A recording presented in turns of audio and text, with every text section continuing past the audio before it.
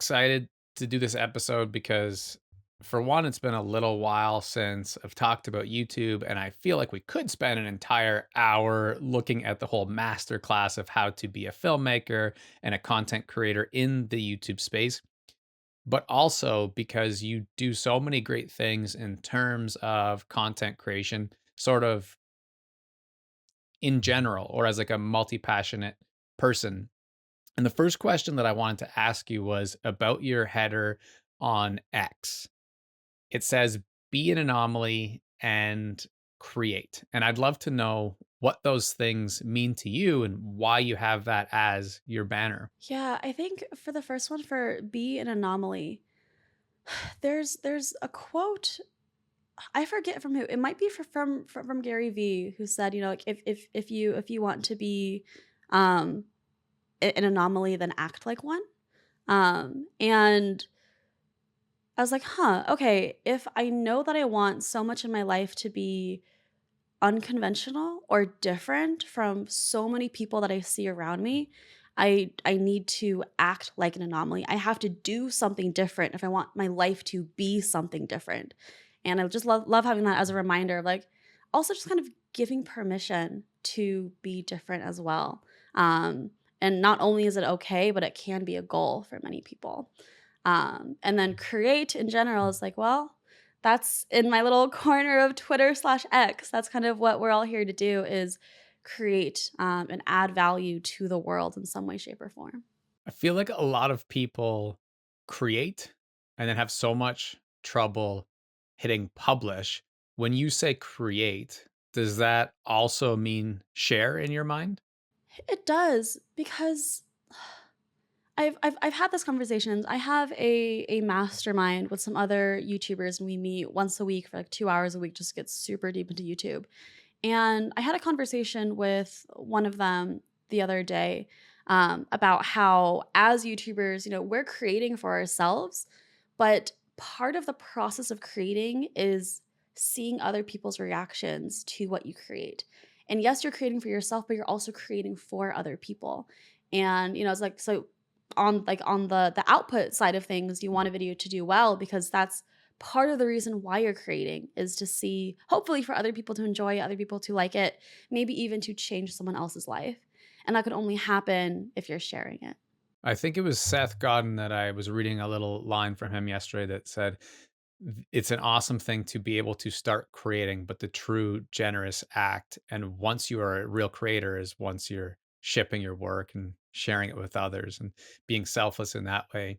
But I know that it can be tough for a lot of people to start sharing, maybe because they don't want to be an anomaly or stand out. And so when you were talking about the idea of wanting to be an anomaly, wanting to be different than other people you see around you. When you are referring to those other people, is that society at large? Is it family, friends? Like, who are the other people that you want to be different than? How to sneeze. Oh boy.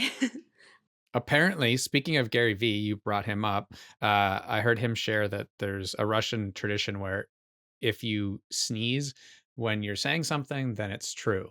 So that's pretty awesome. There we go. Okay, perfect. So what I'm about to say is going to be very true. Um, when I think of being an anomaly, I had I'll share a specific moment, which is kind of like the moment that crystallized for me that I was going to be an anomaly.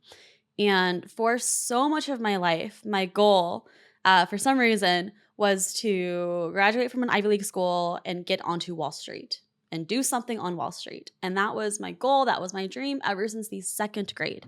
I don't even know how I knew about Ivy Leagues or Wall Street when I was in second grade, but for some reason, that was like very much in my head. And I did it. And so I was working on Wall Street as a financial analyst, and it was a Friday night at like 6 or 7 p.m. And I was working on this gigantic worksheet in Excel that, I kid you not, took over 10 minutes just to open because it was so like hundreds of worksheets on this Excel workbook. And something was wrong. And I was on a call with my director. So, like, manager, and then like above them, and then one above them. And this was like during COVID. It was work from home, but I had this moment where I was like, man, it's 7 p.m. on a Friday night. I see her there. I see like her kids behind her, and she's like asking them to leave her alone for the time being. And I was like, wow, in this track, this is what success looks like in this company. She's been working here for decades. She's worked her way up, and yet she's still on a call at a 7 p.m. on a Friday, having to push her kids away because she's on a call like with an analyst because some weird thing is happening with an Excel workbook. And I was like, wow, if that's what success looks like on this track, I don't want that. Like, there's so much in my life that I want beyond just that. And when I think about like being an anomaly, it's like, okay, if you think about, what success looks like in a variety of fields that might be traditional, might be what you're told to do, and you look at that, you say, I don't want that. Like, that's okay. You can be an anomaly and you can go and do something else so that whatever success looks like on that other track, you look at it and you're like, ooh, I would love that. That's my dream life for real this time. At first glance or listen, it sounds like that was an easy decision and maybe even an easy tradition, but a lot of people who transition, but a lot of people who hear that probably are like, "Oh yeah, it's easier said than done." Are there stories about making the decision to do that? Was it like easy? Did you find it difficult? What was it like going from I don't want to be a financial analyst, jump cut, I'm a YouTuber. Oh man, yeah, there are so many in betweens and like nodes in between all of that. I will say even before I was a financial analyst, I was very lucky in having a life-changing internship. And so, summer between my sophomore and junior year of college, I somehow landed this internship at a Series A venture-backed startup in Silicon Valley. I was like way outside my comfort zone because everything was very like traditional up until that point. And in that internship, like, my entire worldview changed. I felt like I was finally opened up to, wait, there's more that exists in life beyond just this one set track that I was like so set on for so long. Um, Startups exist. People are out here just working on their dreams and making it work. And it was just so mind boggling to me that that was even possible. And I have so many stories from that side. But that one experience kind of cemented in my mind there are alternatives. And that's kind of like when I first got like the entrepreneurship bug of like, wow, we can create stuff and we can do that. And that's amazing. Um, I went to school, after that. I was considering like taking a leave of absence or potentially even dropping out to continue working for that startup. I decided against it. I went back to school and everything didn't like felt weirdly fake back at university. I was like, huh, all these classes, these are not real. Nothing we're doing is real here. I went out and experienced the real world. I went out and worked with real people, talked to real customers. I'm here in classes. I'm like, what are we doing? Like, uh, but I still continued. And then, fast forward to internship at Wall Street, full time job at Wall Street, COVID hit. And I at first had the choice going into like what I wanted my full-time job to be post-graduation of do I go back and work at the startup or do I go like and accept my full-time offer on Wall Street in banking? And I went with the banking one partly I'd say mostly because again we were in COVID. And so there was so much uncertainty around what is life going to look like? Are things going to be okay? Is the world going to be okay? And there was like a lot more security based on like, okay, a gigantic bank, or probably probably going to be much more job security there. Um, but yeah, we started to realize like, okay, like the world's going to be okay post COVID, and because I was like hesitant to even accept the job in the first place and continuing to go, I was also very lucky, I guess, in the timing of it, where I like when I decided to quit because I graduated from college a semester early. And so I actually started my full-time job a semester early than all of my other cohorts that were going to join in my class of financial analysts. So it came time to when everyone else is going to join and we were all going to choose our disciplines of where to go into. And that was kind of in my head, I was like, okay, if like this is the time for a clean break, if there were a time for a clean break. When everyone else is coming in, I don't want to continue and like take someone else's spot if I don't think I'm going to be here in a year. Um, but as you said, like, it was very difficult uh, to know that I was making the right decision if there was a right decision. And especially having that conversation with my parents as well, like, "Hey, I know that this has been my dream for so long, and you've supported me this entire way, and this is what you want for me, but actually, we're gonna go a complete 180 and do random other stuff." Um, but I think ultimately getting back I'm rambling now, but getting back to your original question, I think it came from a very deep belief in myself that I could make things work. The belief in myself that if I were to go and do something myself, if I were to put all of my energy into it, it might not be successful to begin with, but I will succeed eventually. And for some reason, I believed in myself so much so that it didn't really seem like a big risk when I decided to leave Wall Street. It felt like more of a risk to stay in Wall Street and risk what I believe to be not reaching my full potential of the impact that I could create on the world versus going out and just doing it. It's really powerful, and I feel like a lot of creators share that story in hindsight, recognizing that it was more of a risk to stay. I don't know that a lot of people appreciated that in the moment, so I do think that you were a bit of an anomaly, certainly unique and awesome in that way, because a lot of people, I feel like with looking back and perspective, say those kinds of things, but at the time didn't really feel like that was the case. In your worldview, as you put it, something existed that like allows you to have that confidence and belief. Do you know at all what that was? Was it like, do you like philosophy? Did you read a book? Is it your upbringing? Like, what do you think gave you some of that power, whereas other people might not be confident that it'll work out? I think I've always had a lot of autonomy, but I do think that my internship at that startup really brought a lot. I mean, I was a lot was thrown at me as a 20-year-old in that startup. My supervisor ended up like I was the 13th hire. My supervisor ended up leaving the company within 4 weeks of me being there. I had to take on the majority of her responsibilities. I ended up somehow leading our remote team in the Philippines of 15 people, no experience. I had to fire someone. It was awful. She started crying. I started crying. Awful experience.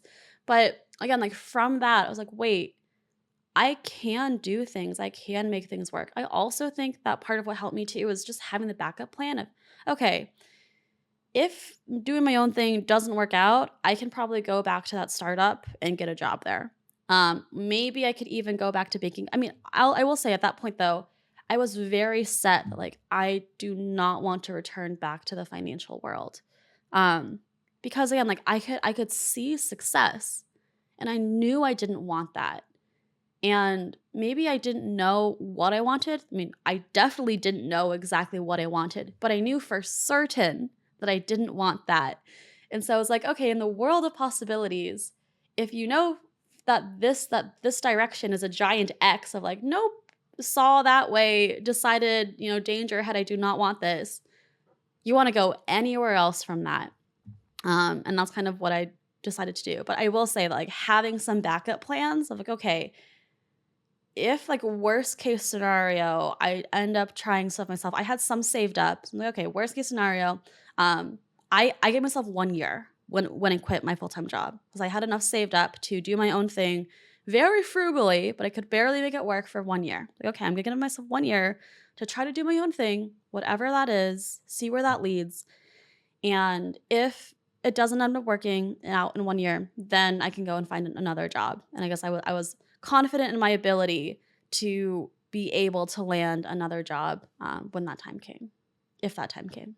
Reminds me a lot of in immigration, we talk about the idea of push versus pull factors. Is someone leaving a country because they're fleeing a war or bad economic times?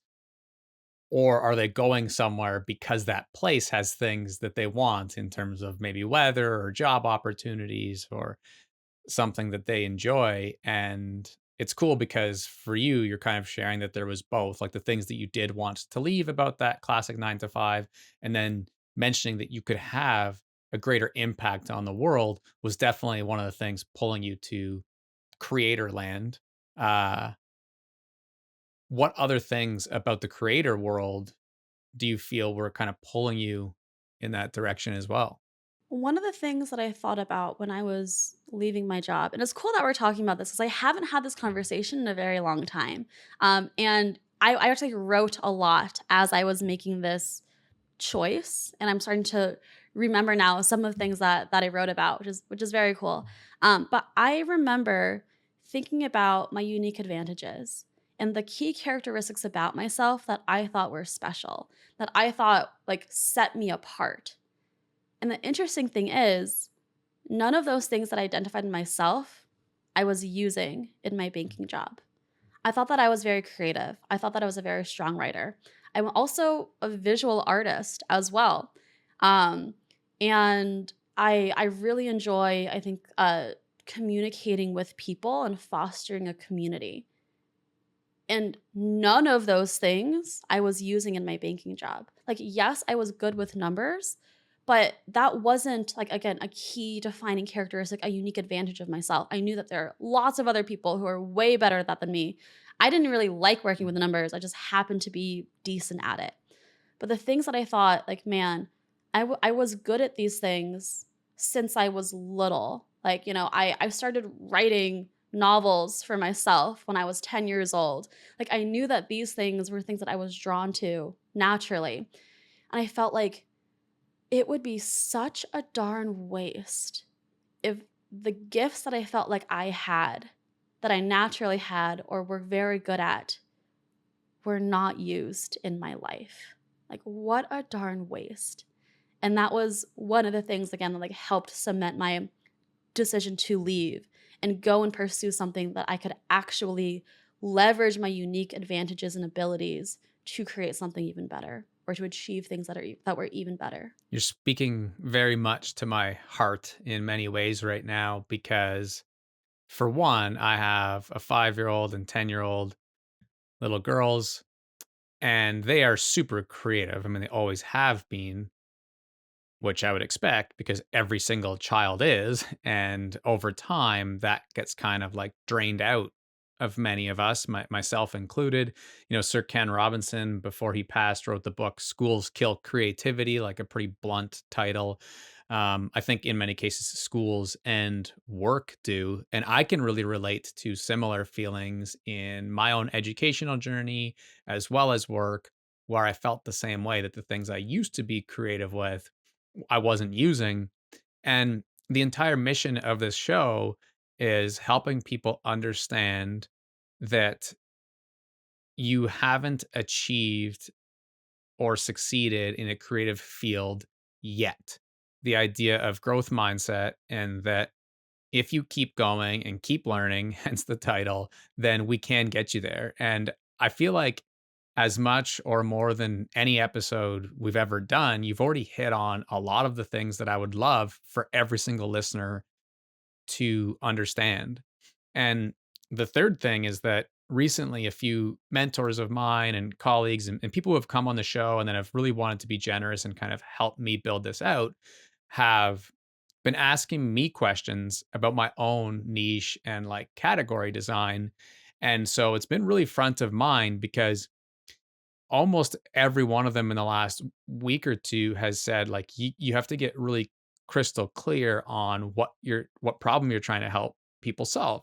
And that is the problem I'm trying to help people solve, but it's a bit esoteric and it's not as operational and systematic to help people improve their mindset, so to speak. So for those three reasons, it's really really um, incredible how like in the moment what you're sharing is right now. And you mentioned that you were creative, you're a visual artist, you were good at writing. I'm sure other things too. Uh how did you settle on filmmaking, which isn't even something that you just mentioned. Oh, yeah, no, that was way outside my wheelhouse, 100%. I will say when I left my job, YouTube was not the first thing that I jumped to. At that time, I was kind of working on like a startup on the side. It was called Tenderfoot, and we were going to connect students with internships at startups. Because that was very near and dear to me because of my own experience having a life changing internship at a startup. And so I was working on that for a while on the outside, but then some like I had to like pause with like some complications with myself and my co-founder. So I was kind of like left with some time of like, okay, well, Tenderfoot's on hold. Now what? Um, and I love the idea of small bets, which is okay, instead of putting like all of my eggs into a single basket, and if something happens to that basket, then I'm screwed. Can I put like lots of different eggs in lots of different baskets and kind of see what happens and increase my surface area for luck? So I went into this mode of just trying a bunch of different things. I started building an audience on Twitter somehow. I dabbled a little bit into the freelancing world in a variety of different ways. And I decided to start a YouTube channel. And that was because I was listening to a different podcast, the Indie Hackers podcast. And Ali Abdal, who's a YouTuber, was one of the guests there. And I listened to him and I was like, huh, there's more to YouTube than just Mr. Beast entertainment style content. Because before, like I will not consider myself an entertaining nor particularly funny person. And so the idea of like YouTube is like, oh, I'm not an entertainer, I'm not an actress. Like I don't think I can do this. But I was like, oh, people are educating on YouTube. I can do that. I'm an educator at heart. And so I started like a YouTube channel as one of my small bets. No filmmaking experience, no editing experience. I didn't even like taking pictures of myself. So it was like very much far outside of my comfort zone. But I decided to give it a try. And I like to go like give my 100% to everything, which again, lots of small things. I'm giving multiple 100% to lots of things. I just like going hard. In my opinion, I'm like, if I'm not gonna like fully put myself into something, I don't want to do it because I want to know if something doesn't work, it's not because I wasn't putting enough effort into it. It was because it might not be a good fit or was for some other reason other than my own effort. So yeah, a YouTube channel was one of those things, and that's how I got started on YouTube. I feel like the barrier to entry in the YouTube world versus, let's say, writing on Medium or Twitter, as you shared, or even podcasting, because it has all of the elements of sound and audio, speech, dialogue, as well as the video component. And then the uploading is like a little more involved in terms of thumbnails and titles and all of those different things. Um, how do you keep YouTube a small bet? Yeah, I will say when I first started YouTube, I did not know nearly as much about YouTube as I do now. So a lot of those things that, you're thinking about now, I was like, meh, title, okay, I'll put what it's about. Thumbnail, I'll put a picture of me and maybe some text about what it's about. And like, that's YouTube, right? And so I do feel that like some of my ignorance was bliss in that sense, where there was a lot less pressure on like getting every single minute thing right. Um, and I mean, I really in YouTube, I really just focused on my strength, which was writing. And so for me, scripted out my entire video. I tried one of just like bullet points and it was awful. I was like, okay, nope, I have to script it. Because again, it's like using my unique advantage in being able to write. And so it can turn that into something that I just present. And that felt a lot easier. In terms of like equipment, yeah, like, I mean, I started out on YouTube how most people started on YouTube, which is typing on YouTube how to start a YouTube channel and just watching a couple of videos like that and say, okay, well, I need something to film myself with. I didn't want to use my phone, although it's very valid to just use your phone. So I got myself a camera um, and like a little microphone to put on top of my camera. And I actually went a little bit deeper into the studio setup because knowing myself, I was like, I'll only take this seriously enough if I put a little bit of investment into it. But that's just like how I think. So I did do a little bit more in terms of like the studio equipment side. And then I just started. And again, because I was writing so much on Twitter, how I started was actually taking some of my long Twitter threads that had done well on Twitter and turning those into a video script. And so it was like a little bit of like an easier onboarding. And I was like, okay, I'm just gonna post one video per week.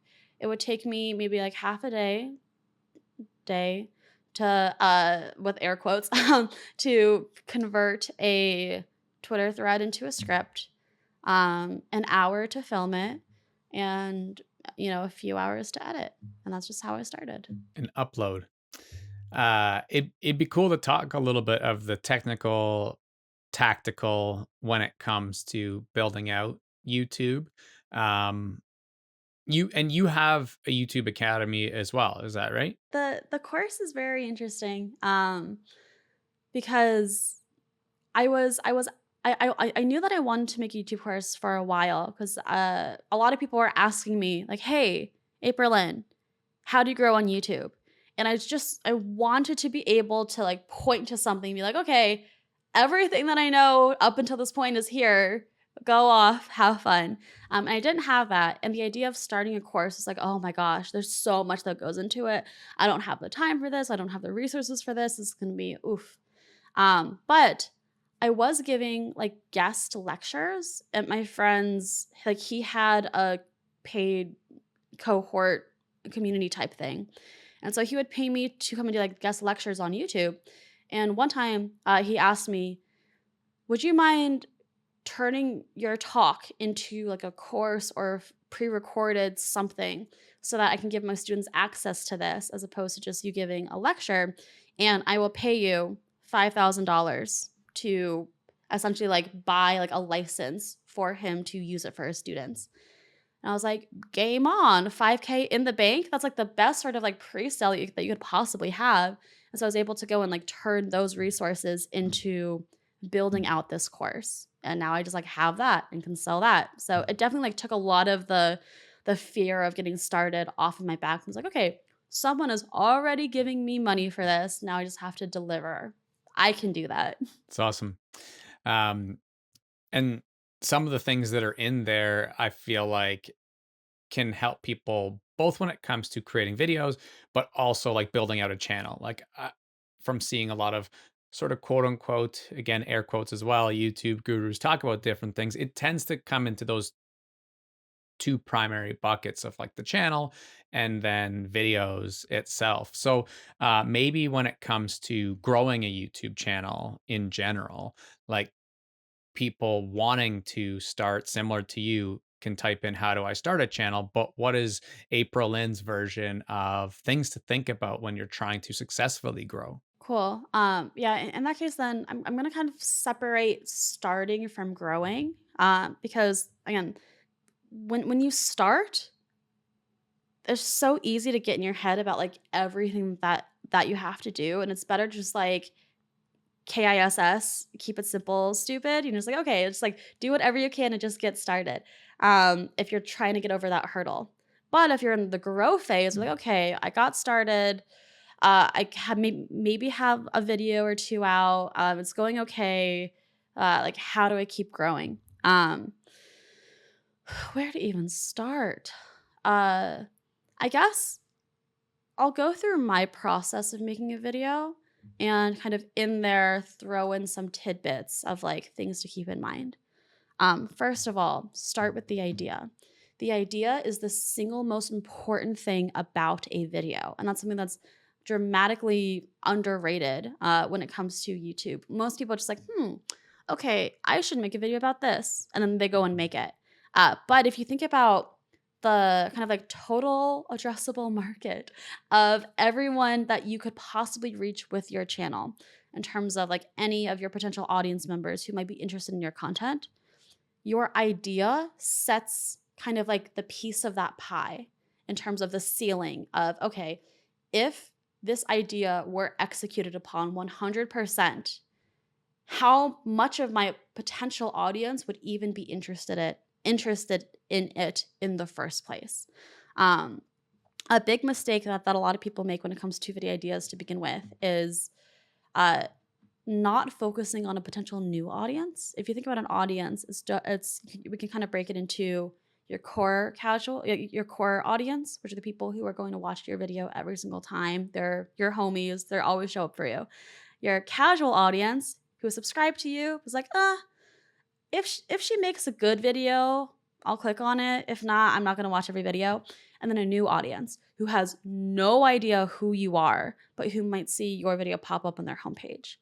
And the biggest mistake with ideas that I see people make in general is the idea isn't a big enough or interesting enough idea, or one that's not centered on them, so that if someone has no idea who you are, would they still click on it? So it's like the number one most important thing, idea. I'll pause there and see if you have any questions.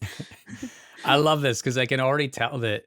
I mean, I knew obviously coming into this conversation that you're so experienced, but also that you've taken your career as a YouTuber a step further into really understanding the whole landscape. Which it doesn't surprise me that someone would want to pay you that 5K to have their members have access to your teachings because, like, you're extremely thorough and thoughtful. And so that's kind of a thank you first because one of the things that has come up a lot on this show is that as real experts, like I've interviewed a lot of experts. It can be so hard to break things down for true beginners, right? Like, and easy to kind of gloss over some of those topics. So I really appreciate you going deep with this. Questions. Yeah. So I feel like one of the things that comes up a lot maybe holds people back. But aside from it just being a dream blocker, as the landscape of YouTube has evolved, the quote unquote algorithm, maybe, people have debated the idea of should I focus on quality or quantity? And I'd like to just make that specific to YouTube for a second, too, is that you see a lot of people um, who put a ton of time and effort into scripting. And as you said, the idea and things that really do take a lot of time and then succeed posting once a month. You also see people who put very little time and effort into the script. They just go off the cuff and they post like daily, or in some countries, it's popular to post multiple times a day. So, yeah, I'd be curious your thoughts on that topic for sure. 100%. Okay. I definitely have thoughts on quantity versus quality. My own personal belief when it comes to quantity versus quality is that your focus should be on quantity for a while. It should be on quantity, whether that be for most people, I'm going to post once per week, or or more if you want to, but at the bare minimum, once per week, and focus on that until you get to a point where, first of all, it no longer becomes even like a question of will I post another video? Of course I'm going to post a video. It's part of my habit, it's part of my life. Like, this is what I'm going to do. When it like no longer becomes a question that you're going to post another one, that's number one.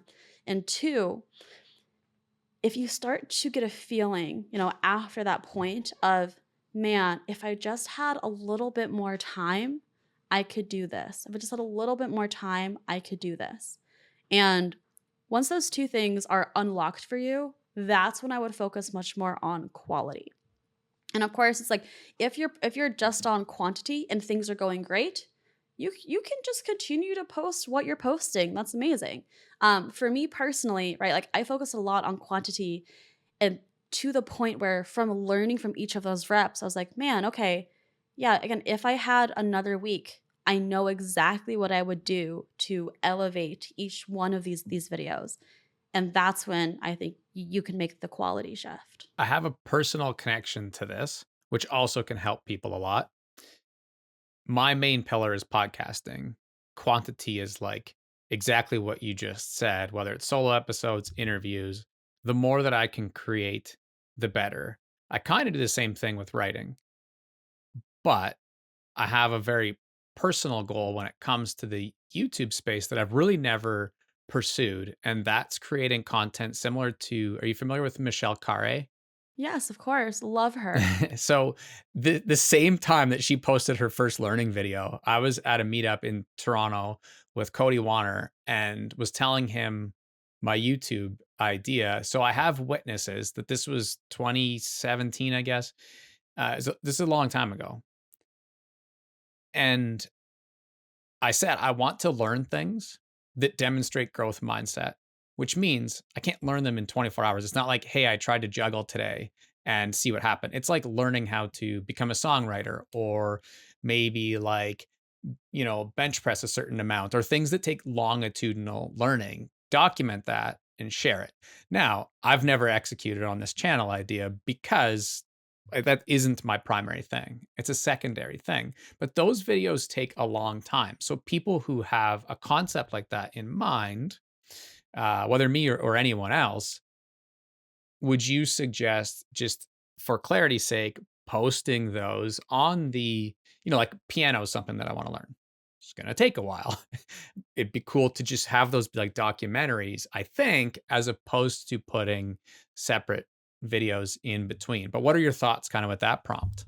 I would kind of disagree with you. I mean, it depends, right? It's like, okay, in your case, have you made YouTube videos before? Have you made those styles of YouTube videos before where you are, creating like a story and trying to follow along what happens while you do something? Have you done that before? Myself, yeah. Yeah. So, and I used to post videos from my podcast like this and that, and then random educational videos. Um, a bunch of different kind of like style of videos. And once I realized that the main focus is the podcast and that's what I really want to have be the thing, the whole YouTube idea just went to the back burner. So I practiced learning like Red Bull freestyle is what it's called, where you juggle soccer balls, for example. So there's a pro here in town, and we got together over a few weeks, and like he tried to teach me how to juggle soccer balls, and like I saw how good I got from like beginning to end. Um, so yes, in terms of a concept, and maybe filmmaking abilities too, because I've done like weddings for people, like all that kind of stuff. Uh, but not a lot because I never wanted to take away from the time and energy that I was putting into the podcast. What I would recommend to, I guess, most people in that type of position where, like, okay, you have an idea that's like a very broad like scale or scope. So okay, if I made this video, it's like a 30-day challenge, it's going to take a while. What I would recommend first is, can you like pare any of those challenges down to maybe like a week-long challenge or a day-long challenge, and just see how you would create that. Make that video. You don't even have to upload it if you don't want to, but just make it, because you're going to learn so much about the process of, oh, okay, man, I really wish I would have gotten that footage. Okay, I mean, I really wish I would have planned for this instead. And you learn so much for that, so that when you go into your bigger 30-day challenge or year-long challenge, you are already prepared with so much that can help you. Because it's just like such a devastating feeling when you pour so much time and energy and work into something and get to the end or halfway through and it's like, oh man, I wish I would have done this. I wish I could have done this. Not, I wish I would have known. So it's okay. Can you're never going to know everything, but can you, solve for some uncertainties early on a smaller scale to take that with you to the larger scale? Makes sense. Appreciate that. It's going to be fun because like I feel like now everything is settled in terms of the podcast and different things about the overall brand. And again, putting it on a separate channel was a really positive decision for me, I think, understanding what the direction is with when it comes to video content. But in general, for people, when they start publishing, I know that you have posted that you've learned a lot from Mr. Beast. You've studied so many things in the ecosystem. For the people who give up, what do you think some of the main reasons that they don't keep growing and doing the things that you're saying are? Execution is really really tough, right? It's like, okay, I can put as many resources and trying to make them as actionable as possible for people, but I'm not there to help people one on one and actually make the difference in terms of like growing on YouTube. um I think the majority of people that I see who like comment on my videos, and I'm nosy, so I'll go and click on their avatar and check out their channel just to see who's watching. The majority of people, I think, have major problems when it comes to title, thumbnail, and idea. Right? We go back to the three T's, I guess, which is topic, title, and thumbnail, which make up packaging. Because if you think about a video in general, right? It's the success of a video is determined in part by the effectiveness of the packaging, which drives clicks, and in part by the effectiveness of the video itself, which drives watches. And YouTube is a game of clicks and watches. The problem is, most people just spend a lot of time, the vast majority of their time, on the watch part. They'll spend countless hours, perfecting their scripts or capturing the perfect shots or editing their videos to perfection, only to come up with a title and thumbnail an hour before the video goes live. And one of the I think the biggest things that can really make a huge difference in a channel is taking, if you can, a lot more time to like balance those scales in terms of how much time are you putting into ideation, title, and thumbnail, making sure you have the most clickable packaging ever to click on it. And then once you're confident, okay, I have a title, a thumbnail, an idea that people will click on if it's executed, then focus on executing on that packaging. So I think that that's probably the biggest thing that I think are holding back most people that I snoop on in the comments.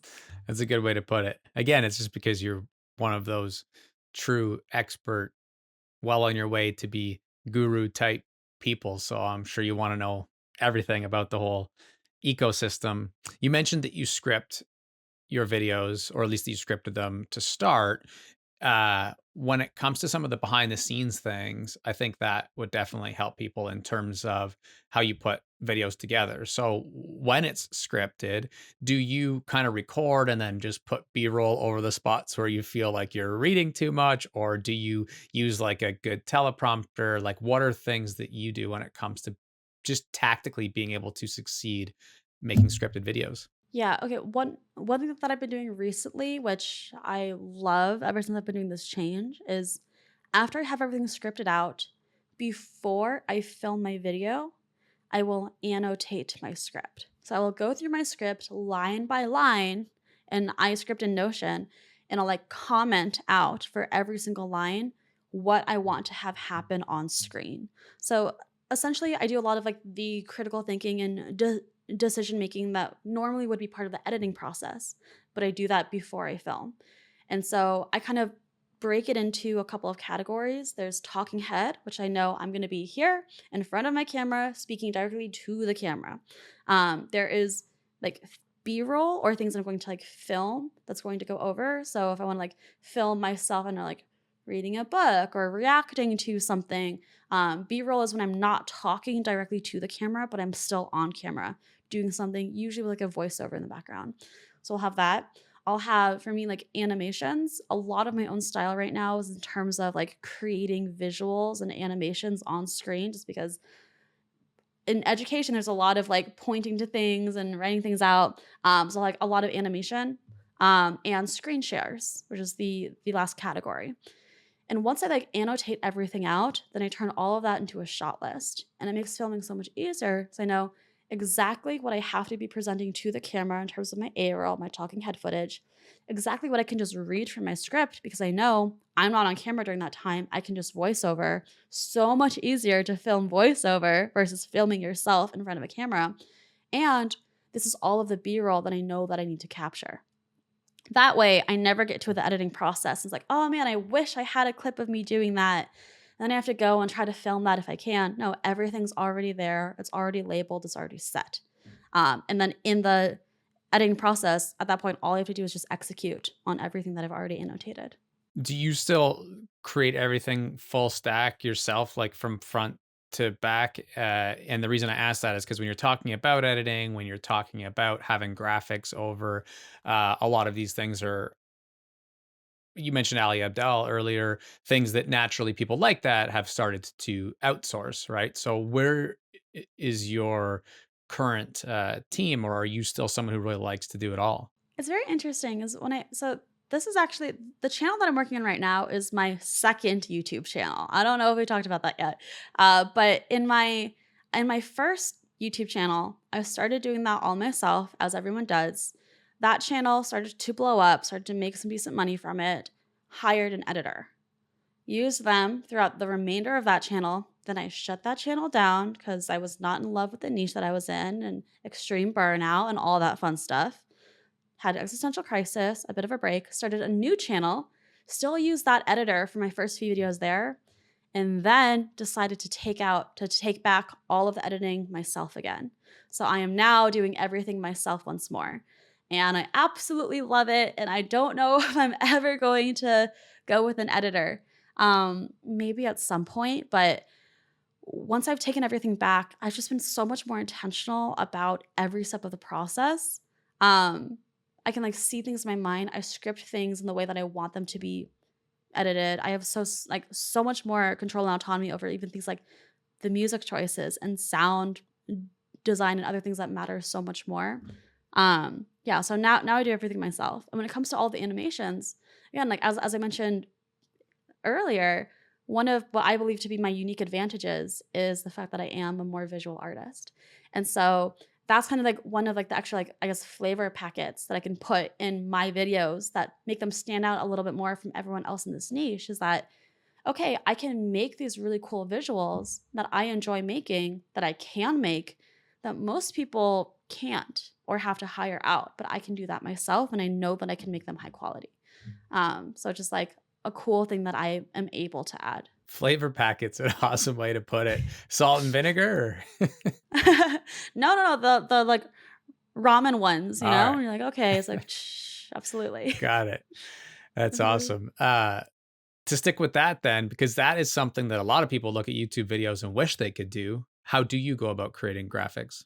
Oh boy. Yeah, I will say, and I create a lot more now than when I was first starting out on YouTube too. So, and everything with the context of I'm like 2 years into doing this now. So I've been doing it for a while. I will say too that my process is a little bit unconventional.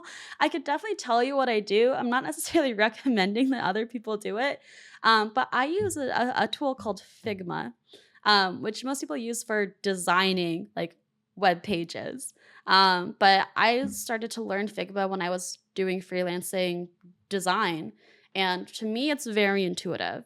So I use Figma for like everything visual related, even for my thumbnails.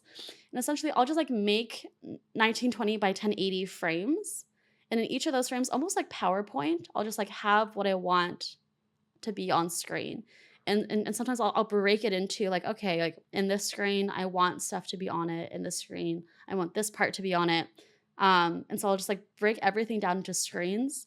And then I'll import those screens into my video editor. And then I'll do like a little bit of like masking and like some like keyframes in terms of like movement and animating. When it comes to like having something like or just like built-in transitions too, or sometimes a very easy way to like have something slide in, or very easy to have something pop in because you just like cut before and then boom, it's there after.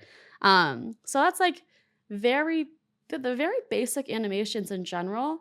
I think it's more so the actual visuals that I make in a very clear way. That's something that I can like tap into my own de- design experience for to make the visuals. But the technicalities of making them move is not that difficult, just like with a couple of keyframes and built in transitions in your video editor. This is going to make for one of the best blog posts of this show.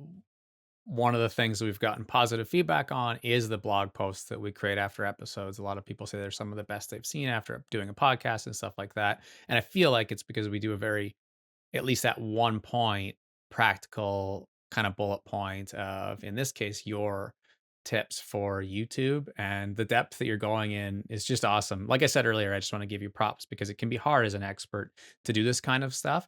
And another thing that I've learned through interviewing people and then getting feedback from audience is that when we look at like documentary style content, the F1 show comes to mind that's really popular on Netflix, where it's like people have all these questions of things that they wish were answered and then aren't answered. And I think they aren't answered because both the producers and the experts, which in that case is race car drivers, in this case it's YouTuber, aren't thinking like a true beginner. And so I feel like one of my jobs on the show and that people appreciate is like continuing to dig around like topics that people are sitting there in their car or going for a walk listening to and being like, hey, but what about this? And so I appreciate your patience and the depth that you're going into these things on.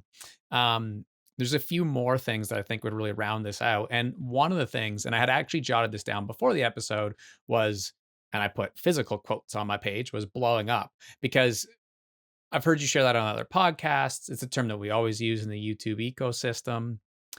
Um, what did what does blowing up mean? Because a lot of people wouldn't have experienced it, of course. Probably 99% of people haven't experienced it.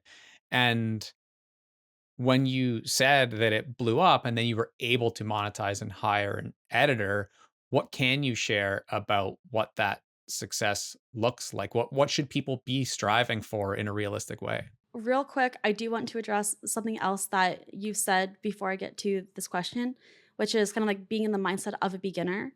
And I think like that's one of the reasons why I'm able to make my YouTube videos now in the way that they are, because again like of my like little masterminds that I have with other people who are also trying to grow on YouTube. And so I can make a video, I can dive super deep into it and share an outline with them, and I always ask my audience and everyone that I can, hey, what questions do you have about this topic or that topic first? And so I get all of the questions from everyone in various stages of their YouTube journey. I'm like, okay, at the very least, I want to be able to answer what they know. And then I can also surprise them with all the stuff that they don't even know that they need to know.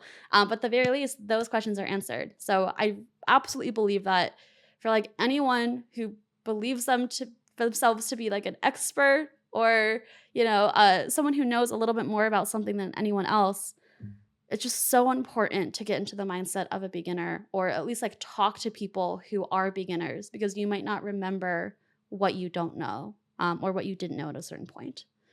So now going back to, blowing up. For me, I was releasing video week after week, and they were doing okay. A couple hundred views on each one, nothing life changing. I wasn't monetized. Being monetized on YouTube essentially means getting to the YouTube Partner Program, which currently means that you're reaching 1,000 subscribers, and if you're doing long form content, 4,000 watch hours, or if you're doing short form content, 10 million public views. That's a lot of views, so I like to go the long form way for long form content. And so 4,000 public watch hours. People are watching your content overall in the last year for 4,000 hours, which is a lot of hours. So I was making some videos week after week, a couple hundred views, nothing life changing, not monetized, but slowly growing. And then this was the end of 2021, and everyone started talking about these things called NFTs. And people loved them or people hated them, but no one could tell me exactly what they were. And I was not one to be left out of conversations. And I believe that the best way to learn is by doing. So I made an experimental NFT collection just to like see what the hype was about. Like, what is this thing that people are talking about?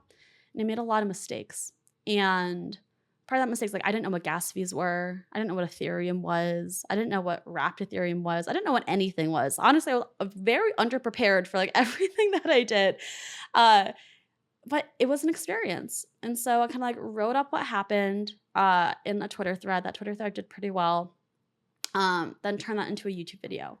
And when I say blow up, that YouTube video, like this is audio, you won't see it, but very like up and into the right sort of like graph up here. Um, and I mean, it, I think currently is, I don't know, 600 to 700,000 views at this point. But very quickly, even there, just watching it climb 10,000, 20,000, 50,000, 100,000 views on a video. That video monetized my channel. So it got me through those thresholds, kept going. And then I had, you know, thousands of subscribers coming to my channel because of that video. And so when I say blow up, the catalyst was this video blowing up, which for me at that time, right, with a couple hundred views for a video, hundreds of thousands of views on a video, that's blowing up for me. Thousands of subscribers coming in was blowing up for me.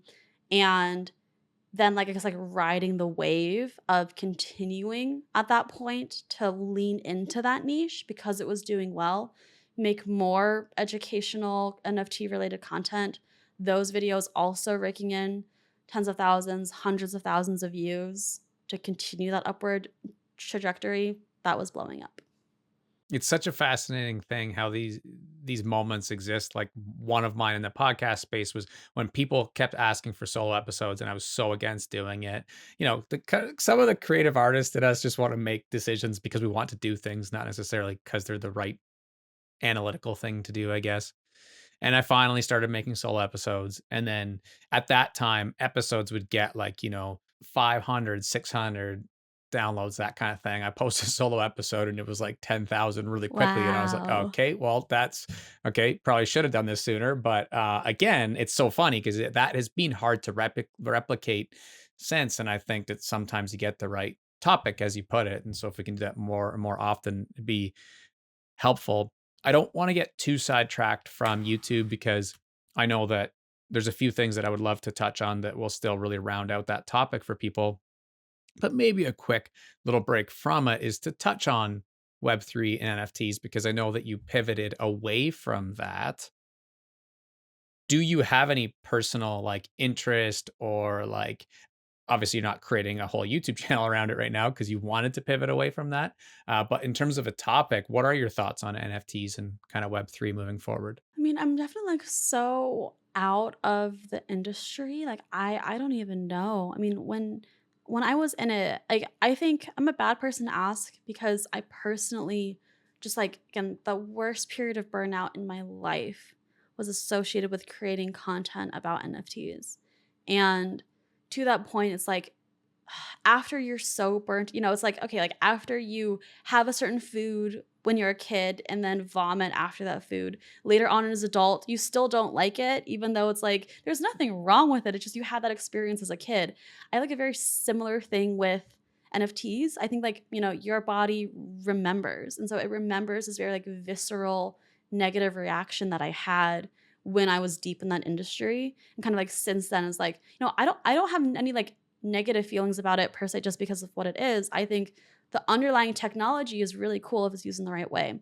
I think there are a lot of scummy people who, at least in the bubble of it, really took advantage of people's naivete and desire to know and FOMO during that time, which is not so great. Now we're more of like an AI bubble, so we're seeing a lot more of that type of thing there, which goes to like internet literacy in general and like being very critical of everyone that you follow and take information from and decide to learn from and trust.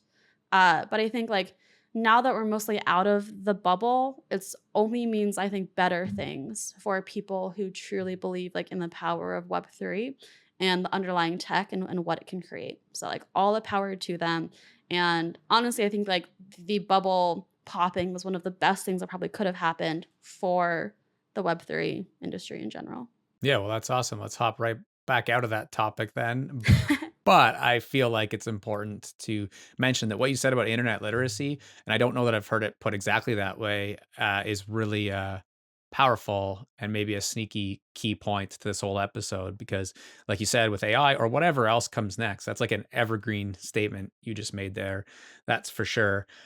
So the going from blowing up to realizing that you could make it and hire an editor, I'm sure was an awesome moment. You take editing back, a really fun thing to talk about. And I can relate to that because, again, when I was somewhat selfishly asking you about my own YouTube goals, one of the things that I know is that I like the art of editing. Like that is part of what I will be doing. So again, because it's not my main thing, podcasting is the purpose, is so important to talk about. Like for Ali Abdal, outsourcing all of his editing probably made sense. He's got other things that he wants to spend his time doing. Clearly, there's some creative and artistic piece that you like to have about the editing. I kind of feel the same way. But in any case, all that to say, what do you think your editing style is if you summarized it? What things do you think about during an edit?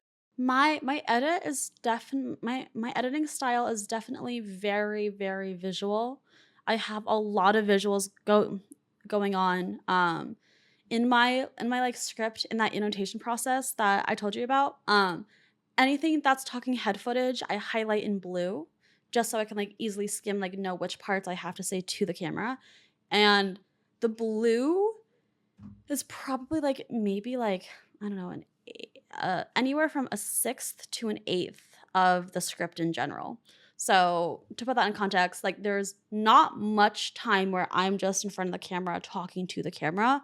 Most of this time is being spent by like other stuff happening on screen. Um, I like pretty I'd say I'm a pretty dramatic editor in points. Like I like using music to add drama and like, like where like there are certain like stings or beats or like or drops or other things that happen. I am not a music person at all. So like and if I use any of those terms incorrectly, it's because I don't really know. But just like listening to it and like, ooh, like this type of music or like this particular thing that happens in this track can really add a lot of drama. I like doing that. I also like adding drama in terms of like, big black screen with just like like some text that just like appears, like to really emphasize it. But a lot of what I edit with too really gets back to like how can I make sure that someone who's listening to this and watching this can learn what they need to learn and understand what they need to understand. So I put in like one of the reasons why there's not a lot of me talking is because I put a lot of time on going through examples. Because examples I think are huge, especially in YouTube, to actually apply some like theory into, okay, well, this is great, but what does that actually look like in an intro, in a title, in a thumbnail, right? Can we show that? I have a lot of showing in my script and in the edit as well. And as well as like, okay, like I like having a full screen visual. That's also another flavor packet that I add to each of my videos is that I like to like summarize again, like kind of like dipping into my design background. I like to have like a full like infographic of like all of the main points covered in the video and turn into like a nice infographic that I can show at the end and like put a link to download for free if people want to. So they can always take that with them.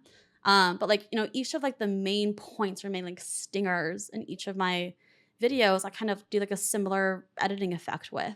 And I just kind of like try to make sure it's really tough in YouTube because I feel like there's this tension between like, man, attention spans are really short. So we want to like throw as much visuals at them as possible to keep them engaged to, well, if you do that too much, people aren't even, if they're going to reach the end of the video and they're like, what did I just watch? Like they're not going to remember anything. They're not going to internalize any of the lessons that you're trying to teach them. So just trying to strike that balance of visually interesting, but also visually interesting in a way that is conducive to helping them learn, not distracting them from learning. And that is a perfect spot to ask quickly about how beginners should think about length. Oof.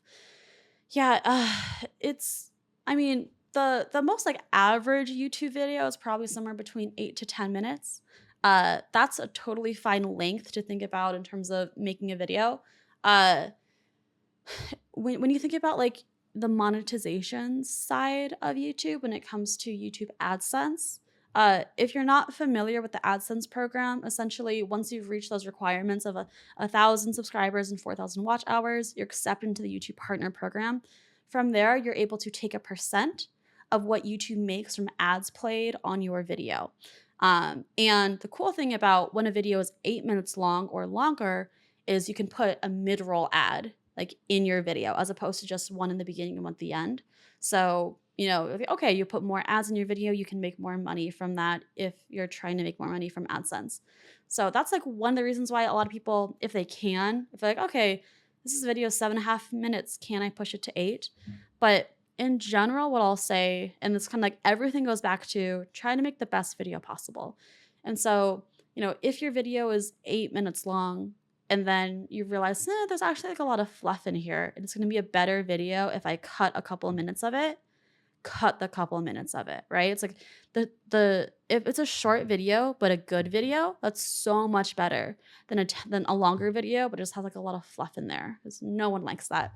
Um, Now, those are like in terms of like long, quote unquote, long form videos. There's a whole entire realm of like podcasting, which you would think about as well. In which case, having longer videos is definitely like YouTube is kind of pushing more and more towards that. Something that I've seen in podcasts that tend to do pretty well. So, the problem with podcasting or super long videos on YouTube is that if you think about viewer behavior, and it's like, okay, if someone's browsing through YouTube and thinking about what to watch, if they see an hour long video, it's not like a spontaneous decision to go and like, "Oh, this is like a fun video to watch for." No, it's like they're committing to an hour-long video versus if it's an 8-minute long video, it's a lot more easy to spontaneously click on a video, just kinda like with your brain turned off and to wanna watch something.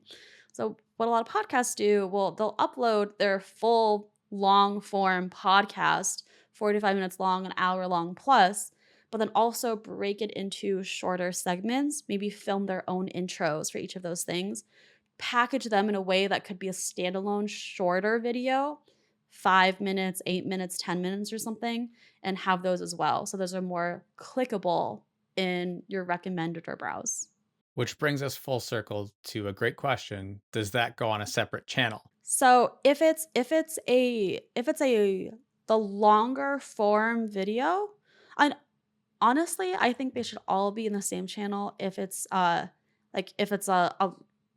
longer podcast and like 10 to The 15 the minute 5-minute clips. version of, like, Yes. you talking about goal setting or something. Yes. But shorts, on the other hand, shorts are like a whole separate conversation. I will also not I pretend. left it for last.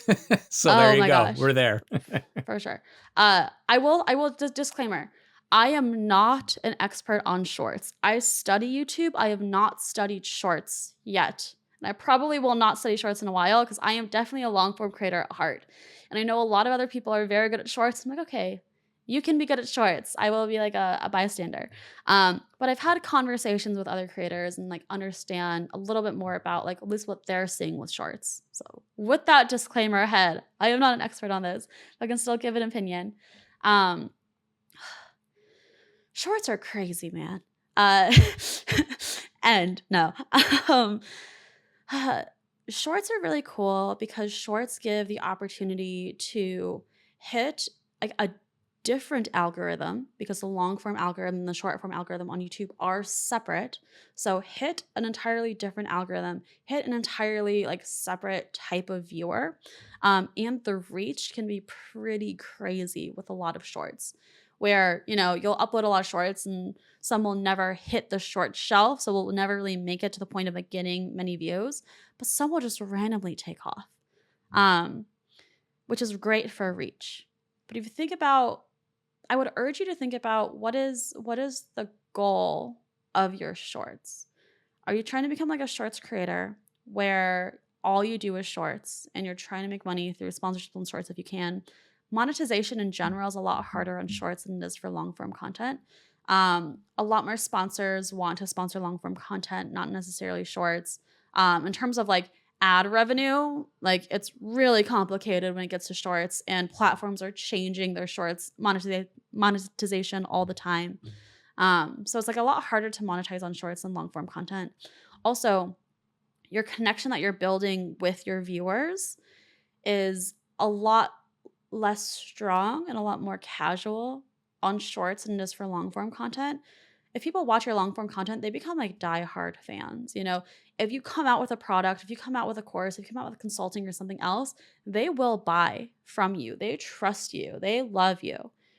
With shorts, it's like, okay, who cares, right? Like they don't have that type of connection with shorts creators nearly as much.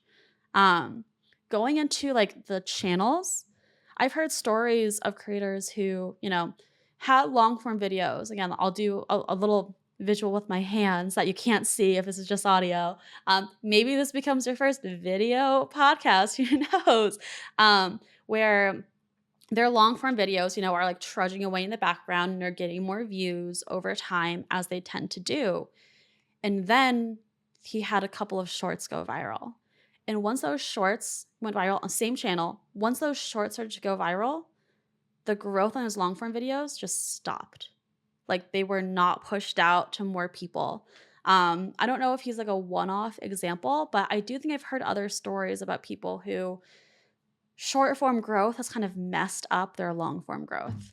So, in general, what I would do if I were you, or have the like full podcast and 5 to 10 minute standalone videos on the same channel, and then have a separate channel with just clips, short form clips for you. But again, take it as a non expert. There are plenty of large YouTubers like Mr. Beast, hello, who has shorts on the exact same channel as his long form videos. So I don't know if that confused you more than helped, but that's where I stand with shorts. I don't know that confused is the right word, like, in that it's something that I've thought a lot about, looked at different examples of people doing things different ways, and it doesn't really seem like anyone has it figured out. So I guess just trying one of the things. I do feel that it was really helpful hearing your thoughts on the educational content, the Michelle Carre type stuff, because I'm trying not to get distracted and go into goal setting, thinking, planning mode, because I'll do that later tonight. But I am thinking of, okay, what could that look like now? And I don't want to get distracted by it, but that was super helpful. Naturally, I know you just said about dropping the mic when talking about shorts and how it's such a different beast. We always do end up having to drop the mic. I love to ask some theme questions to wrap. They're pretty rapid fire. Just before I do, and maybe this will be a cliffhanger for if we ever run back episode 2 together someday, is the idea of wanting to become a creator in general. You're a perfect expert on this because you have a background in writing, visual arts, you've used social media effectively, and filmmaking. Somebody's listening and they want to go into it. In terms of building a successful creator business where you've quote unquote made it, what is your overarching thing that if we did just drop the mic and rap right now, you feel like we might have left out, or something else that you would like to share with people aspiring to do that? Yeah, I'll say something which might not seem like it's that big of a deal, but was a game changer for me. Is, as you know, this is my second channel. And so it's like I had the opportunity to start from scratch, knowing still what I know about YouTube and being very intentional about how I wanted to start this channel. And what I realized in my old channel was I felt very, I don't know if dissociated is the right word, but not everything I did connected to each other. So my YouTube channel was related to NFTs. My Twitter audience was not interested in NFTs. I kind of had an Instagram. I was kind of doing like other product offerings and consulting that I was doing on the side, which sometimes was NFTs related, sometimes not. And all of my focus felt split. And coming into this new channel, being able to really architect it from scratch, I was very intentional about designing everything in a way that everything would feed into each other, right? It's like my YouTube channel could feed directly into a related newsletter, which could directly feed into a related course, which could directly feed, into like all of my other content and Twitter and, YouTube. Like everything is very much related, which means that everything can grow together. And it's so much easier to build an engaged community and fan base and educate, build an educational system and just like have everything work. Making money feels a lot easier now because everything is connected and everything feeds into each other. I know I'm just repeating myself at this point, but it on the outside it doesn't seem like that much of a big deal. But having experienced it on both sides, like everything is so much easier when everything is directly related to each other. So I guess ultimately, niche. If I were to sum it up in one word, but not niche just across one platform, niche across everything that you do and the personal brand that you're building. I didn't want to get us like, hey, I did say it'd be a good cliffhanger for a future episode because I was about to say, you know, sounds like figuring out category design and niche design and stuff like that. Um, it's interesting because for me, that has been, I guess you could call it a weakness, although there is a pretty big push these days about the brand being like you. And I know that you share a lot of things that are broad in spectrum, but they're still niche and have like a through line, you know? And I do feel like I personally am starting to figure out that through line as well to make it easier, but I can definitely relate to when it was completely scattered and random. So I do think that that is super, super powerful piece of advice. When it comes to the sort of rapid fire type things, what is one thing that you yourself, whether on topic to this stuff or completely off topic, you yourself are learning right now? Let me think about this. I want to answer it in an intentional way. Um, I mean, I guess I'll say, which is like related to YouTube, I am learning how to edit with a new editing software. I've been using something called Hit Film Express since I started on YouTube, which is an editing software no one's ever heard of ever. Um, I used it because when I was first starting, I Googled best thing to edit videos with, and some random SEO Google article came up, and I was like, Nice. "It's free, let's do it." And no one ever uses it. So I want to switch to DaVinci Resolve, which is scary to me because I'm like, oh, like, I have to learn a whole new editing software and it might take a while and I don't want to slow down my process, but I know that it'll help me long term. So I am learning how to edit with DaVinci. Good for you. Truly being a lifelong learner, playing infinite games. And one piece of advice in general that you would leave for the next generation. Really, just don't be afraid to do what you want to do. Figure out what makes you happy. And this goes in both ways, right? I feel like in general, there's so much hype to, oh, I want to be an entrepreneur. I want to be a creator. I want to do this. I want to do that. Or everyone else is doing that and it seems fun. It's also completely valid to just want to have a stable job and like have fun on the outside of that. It's completely valid to want to just work between the hours of 9 to 5 and just like chill out for the rest of your time. It's also completely valid to be an entrepreneur, to be a creator, to be literally whatever you want. And I think it's just so important to, regardless of what everyone else thinks, parents, peers, anyone else, really taking the time to dig deep into, okay, what is it exactly that you want? What does success look like for you? What do you want your life to look like? How do you want to spend your time? What do you want your hobbies to be later on in life? And then kind of backtrack like, okay, if I want my time to look like this, if I want my hobbies to be like this, if I want my family to look like this, how can I do that? And then go that way. But ultimately, it's all up to you and it's only up to you. One of your strong suits certainly is a topic that I like writing about. And I feel like whether you're coaching others or clearly for yourself is the idea of life design. And I feel like it's underrated. Most people don't realize that there is a lot that we can actually design about our lives. So, and then the last one is if we flip the microphone and you're the host with an opportunity just to ask me a question, what's something that would come to mind? Also going to take a second to think about this one. I mean, I'm just curious for you. I don't know if this is the best question to ask ever, but I'm just curious for you. Like, like speaking of life design, what do you want your life to look like? How far away are you from looking like that life? And what are you doing to try to get there? Maybe once I take your YouTube course, I'll be a lot closer.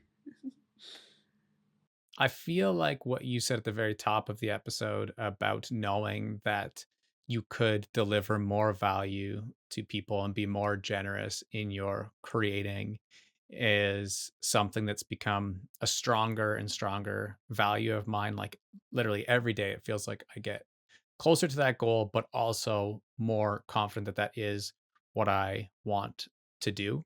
There are some very big whys as to for me why that's so important. And one is that I lost both my younger brothers at 32 and 34 years old. And both of them really wanted to be creators, right? One was like big in the video game space, one was into writing. And they obviously didn't get to achieve that. So, one of those regrets of the dying is this idea that we didn't pursue our actual dreams. So, that's always been a big value of mine.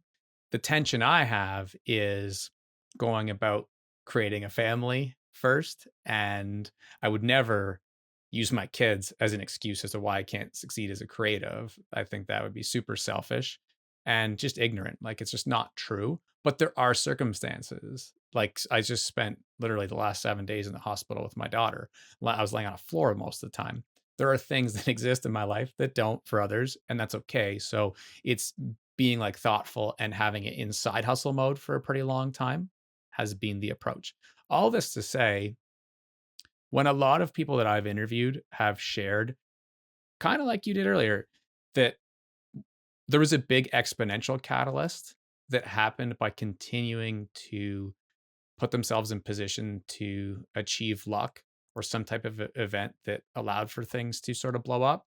Um, I feel like I'm a lot closer to that. So I don't even know if I can answer in a fair way, like chronologically, how close I am to achieving this. Uh, but in terms of a mindset, I feel it's really close.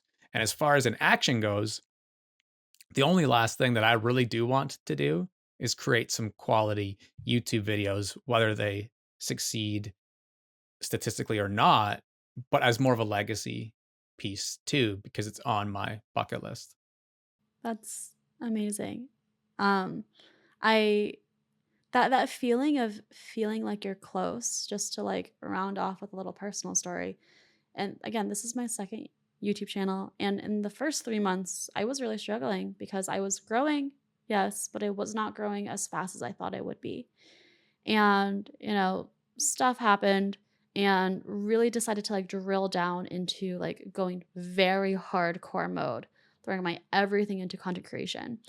And I was working on a video and I kept journaling. I'm a big journaler, and I kept writing like, I feel like I am just so close. I feel like I'm exactly where I need to be. I'm doing the things that I need to do, and I have this feeling that I'm very close to something working. And that next video that I released after that was the one that blew up my current channel. So, if you feel like you're close, trust that. I appreciate that. And I hope that helps a lot of other people listening. And they should also journal. What was the video though? Because everyone should go watch it. How to make a killer YouTube intro for the 2023 algorithm. Boom. Mic drops Boom. for real. So where and why should people go find your stuff? Well, primarily people can find me on YouTube, youtube.com/ampersand, the at sign, Aprilynne Alter. Um, and you should follow me if you're interested in YouTube because I dive ridiculously deep into these exact tactics and strategies the best YouTubers in the world are using to grow their own channels and making that knowledge extremely actionable and tangible for anyone wanting to grow a channel of their own. Um, so you should go and check that out if you're interested in growing on YouTube. I'm also on Twitter. Um, I guess like x.com/Twitter or twitter.com/Aprilynne Alter. That's more of the behind the scenes stuff if you're interested in the behind the scenes of growing a YouTube channel. And that's primarily, I have a course, but also no need to do that if you don't want to. I really try to make my free content like the best possible free content that exists on the internet. And I really strive. So that is more than enough if you're interested in YouTube. I'm really excited to check out your videos. One of the things that I really dislike doing is seeing too much of people's content just prior to doing these interviews because I like to really feel like I'm truly curious and not answering questions that I already know the answer to, but then I have to trick myself to not go into. And so I've seen some of your videos, but I purposefully didn't. I went watch later to a bunch of the ones that I do want to watch later because I didn't want to hear you share some of those topics yet until after this. So I'm excited for that. I've never asked this question at the very end of an interview, but I think with how much you've shared that's been so helpful to other people, just sharing passionately about your channel made me think about one last question. And that's just what is your goal with that ecosystem and what you're building yourself? I'll tell you my master plan. This is Aprilynne Alter's master plan. Have you heard of Y Combinator? Yes. Okay, for those who don't know, Y Combinator is in like an incubator or accelerator program for startups. Highly competitive, like the Harvard of incubators for startups, where someone can apply with an idea or a startup, and YC or Y Combinator will invest in that startup, take up like a percentage, I think 7% equity, um, and in exchange for some money and education, like a 3 month long educational program. And my master plan is building the YC for YouTubers because I know myself, even if you have been doing YouTube for a while, even if you know what to do, there's still a long period of time between you decide, hey, I want to take this seriously and go all in, to when you're actually making enough money to support yourself from YouTube. So I'm like, okay, can I get to a point where I can like form a syndicate, raise a fund, invest in creators who have a lot of potential, who just need a little bit of help, give them money to pay for living expenses, take them in, educate them, give them a mentor, help them as much as we can in YouTube, to get them to a point where they are making like a full living and living out their dream on YouTube in exchange for, a rev share that I believe should be capped both the bottom and the top. Capped at the bottom, okay, we take 10% of your revenue only after you're already making enough to support yourself. 10% of the rev share after that, also upper capped. Like, okay, up to 100K per year, let's say. And anything you make over that, also all yours. And then also be able to just like be a partner if they want to like start other brands or other lines related to what they're doing and they want initial investment in those things too. So that's where I'm focused on, that I'm building kind of all of this to help create, because I genuinely believe so many people can add so much value to the world if they let their voices out there and they can fully express themselves and create. Sometimes people just need a little bit of help, and I would love to be able to provide that little bit of help. That is extremely, extremely powerful. I'm glad I asked. And in whatever way, teensy tiny or major, I hope to be able to help you see that through, because that would be incredible. You're making me think of like the 40, 50, 60 youth that I've worked with over the years who want to start a YouTube channel, as well as my daughter who haven't yet. And again, that's why I interview people like you, is to help them make that journey a little bit easier. Do you think it would have to be a brand new channel, or would this be helping people who have already made their first 110 videos and are struggling? For this type of like this incubator accelerator program, I think it can be a variety, but there definitely has to be enough to prove that it's not just like a trend or a fad. Because there are a lot of people who like, oh, I want to start a YouTube channel and then make one or two videos and like, never mind, this is hard, right? And so there has to be some sort of like proof point of taking this seriously, but also like proving that, you know, they believe in themselves and they have what it takes and they are willing to put in the time and the effort, even though it is very difficult. That's amazing. I applied to Adobe's creator internship a few times in a row, and then they stopped providing it outside of the US. I was like, damn. Oh no. But I think another thing about that was really valuable, you talk about silver linings, is like reminding myself that it's important to continue going even if you aren't getting those types of opportunities. Like, it'd be a real shame for people to be applying to your Y Combinator style idea and waiting to go succeed until you give them that validation, you know? I have a very quick story about this because there is this program that I applied to in San Francisco. Both myself and my partner applied to this program. It was kind of like for builders to like for 12 weeks being in person, this really cool venue, and with 35 other people building in something and working there for 12 weeks. And we were in Denver at the time and we both applied and he got in and I didn't. And we moved to San Francisco so he could go there. And it was devastating because a lot of questions about like, man, I really thought I had what it takes. I really thought that I was good enough. I really thought that I was worth believing in and rooting for. And I was not accepted. I was rejected from this. And it hurt so much. And that led to the journaling, like very big journaling session that I did. I was like, you know what? Screw them. I'm going to make my own program just for myself for the next 12 weeks. I'm pouring everything I can into YouTube. And that was kind of the catalyst of what led up to me blowing up my current channel. Was me getting that, like using that as fuel to be like, well, screw them. I'm going all in myself. And I will prove to them and to myself and to everyone else that I do have what it takes. So rejection is redirection. And absolutely, absolutely. I love that. And that is a great spot to wrap for this time around. Uh, Never hurts to have one more super powerful story. Thank you so much for taking the time to do this. It's been awesome, and I'm sure we can definitely create together again someday, but it'll probably be a while. So for now, I just want to say thank you so much for this episode. Thanks so much for having me on. This was amazing. Of course. Boom. Boom. We did Rendering. it.